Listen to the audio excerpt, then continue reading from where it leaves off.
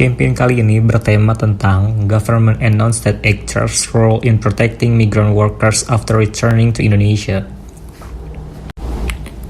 Pertama-tama, penulis akan membahas latar belakang yang dikutip dari berbagai sumber. Dalam hal ini, penulis mendapati banyak pekerja migran, terutama perempuan yang merasa tidak dipenuhi hak-haknya, diperlakukan tidak selayaknya seperti pekerjaan yang tidak sesuai, bahkan mendapat pelecehan seksual. Kejahatan-kejahatan transnasional ini perlu mendapat perhatian yang lebih dari pemerintah atau para ahli. Sebenarnya di atas kertas, pemerintah Indonesia sudah membuat banyak peraturan perundang-undangan tentang perlindungan kepada pekerja migran ini, walaupun dalam implementasinya masih sangat lemah. Dalam kerangka teoritis, penulis berusaha menganalisa bagaimana kerentanan pekerja migran Indonesia, kemudian bagaimana penerapan HAM di ASEAN, serta melihat upaya pemerintah dalam mengatasi masalah migran ini. Selain itu, peneliti juga akan membahas lebih lanjut terkait upaya aktor non-negara seperti NGO dalam memberikan perlindungan pekerja migran dalam bidang kesehatan sebagai salah satu hak asasi manusia yang harus dipenuhi. Kemudian penulis melihat faktor utama mengapa NGO mampu berkontribusi dalam penyelesaian masalah migran karena karakteristik NGO yang dianggap mampu menghubungkan elit yang berada pada level pengambilan keputusan dengan masyarakat yang memiliki kepentingan di tingkat bawah. Pada bagian metode penelitian, penulis menggunakan pengumpulan data sekunder yang berarti penulis memperoleh atau mengumpulkan data dari sumber-sumber yang telah ada. Penulis menggunakan data sekunder dengan cara mengumpulkan studi pustaka untuk memperkaya pengetahuan terhadap konsep yang akan digunakan sebagai proses penelitian. Dengan cara mengumpulkan informasi-informasi yang dibutuhkan dalam proses penelitian web resmi Kementerian Luar Negeri. Tipe penelitian yang digunakan penulis adalah metode deskriptif. Metode deskriptif bertujuan untuk mencari unsur-unsur dan ciri-ciri dari suatu fenomena atau kejadian untuk mengumpulkan data yang dicari.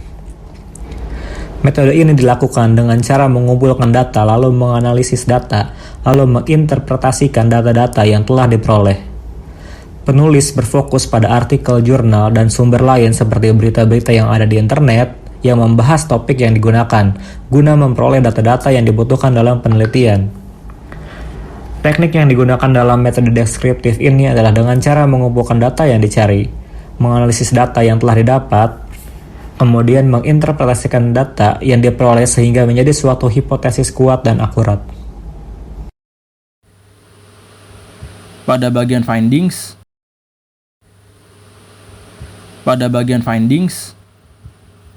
Undang-Undang Nomor 39 Tahun 2004 menyatakan penempatan dan perlindungan di pekerja migran Indonesia atau calon TKI harus berlandasan pada integrasi, persamaan, hak, demokrasi, keadilan sosial, kesetaraan, dan keadilan gender, anti-diskriminasi dan anti perdagangan manusia.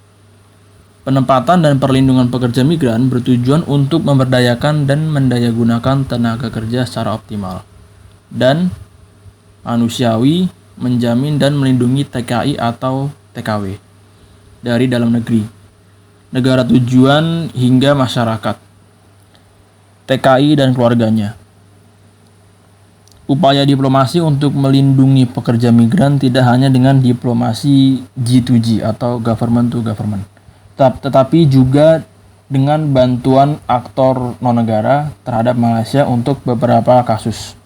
Di sini ada IOM, Migrant Care, dan KOP Bumi sebagai lembaga swadaya masyarakat dan juga swasta yang berpengaruh dalam menangani kasus pekerja migran Indonesia. Beberapa rekomendasi adalah untuk meningkatkan koordinasi di antara penyedia layanan untuk merancang protokol manajemen kasus tertentu, misalnya protokol kerahasiaan dan persetujuan, protokol keselamatan, rencana intervensi krisis, protokol kesehatan untuk layanan medis, gigi, kesehatan mental, trauma seksual, atau penyalahgunaan zat.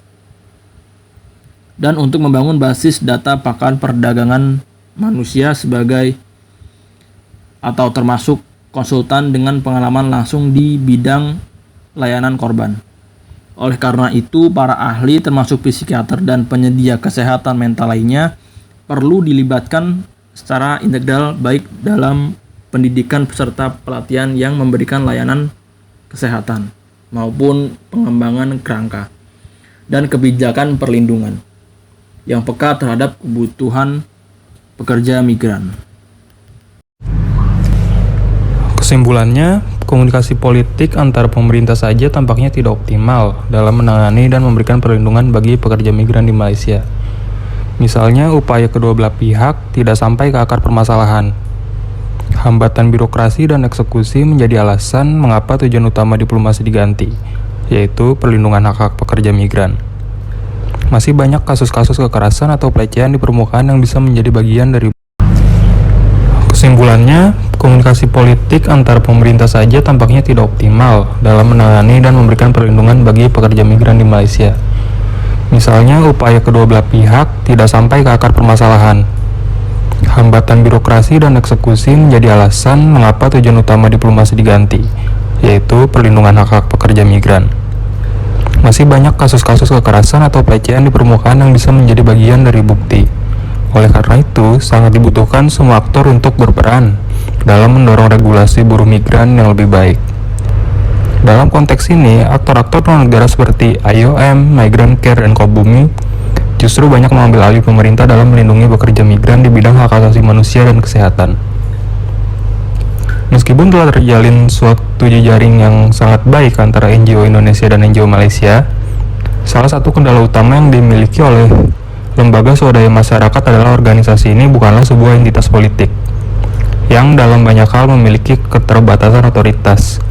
Apabila terjadi masalah yang berkaitan dengan perlindungan tenaga kerja Indonesia di luar negeri, maka negara tetap menjadi aktor utama. Selain karena nature dari NGO sebagai entitas non-politik, NGO juga memiliki keterbatasan dana sehingga mereka tidak bisa membuka semacam kantor perwakilan di luar negeri. Namun problem itu bisa sedikit diatasi dengan adanya jejaring mitra NGO di negara yang bersangkutan, walaupun dengan berbagai keterbatasannya.